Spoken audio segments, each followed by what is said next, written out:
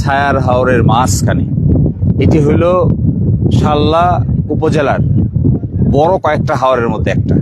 এখান থেকে এক পাশে আছে মাহমুদনগর, আরেক পাশে আছে সুলতানপুর, আর এই পাশে গেলে হলো সাতপাড়া সহ অন্য জায়গায় যেতে যেতে আজমিরি যাওয়া যায়। আর এই পাশে আছে হইলো শাল্লারি, শুকলাইন সহ আনন্দপুর সহ এই গ্রামগুলো। এটা একটা বিরাট হাওর। এই হাওরে দেখেন এখানে যে এইভাবে পানি এসে গেছে, এটা আশ্চর্যজনক বিষয়।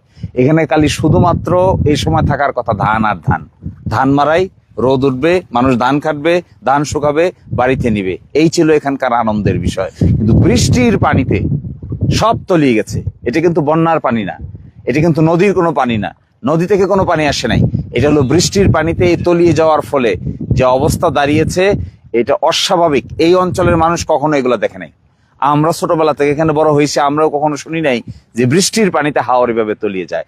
হাজার হাজার একর জমি তলিয়ে গেছে, হাজার হাজার মন ধান এখন আর এমন অবস্থায় রূপান্তরিত হয়েছে। একটু আগে আপনারা দেখবেন, আমি দেখিয়েছিলাম যে ধান গরম হইতে হইতে ধানের ভিতর জ্বালার জন্ম নিতেছে, চারার জন্ম নিতেছে। এই ধান কাটে কোনো লাভ নাই। এই ধান যারা কাটতেছে তাদের আরো মহাবিপদ। কেটে কিছুটা রাখছিল, এগুলো এখন গরু খাবে কি, মানুষ খাবে কি, এক মানবিক বিপর্যয় দেখা দিয়েছে। এই জায়গায় সবচাইতে ইম্পর্টেন্ট হলো এখন সহযোগিতার হাত বাড়িয়ে দেওয়া। আরেকটা অভিযোগ এখানে করতেই হবে, এই পিআইসির অপরিকল্পিত বাঁধের কারণে এই দশা হয়েছে। পানি নিষ্কাশনের কোনো ব্যবস্থা নাই।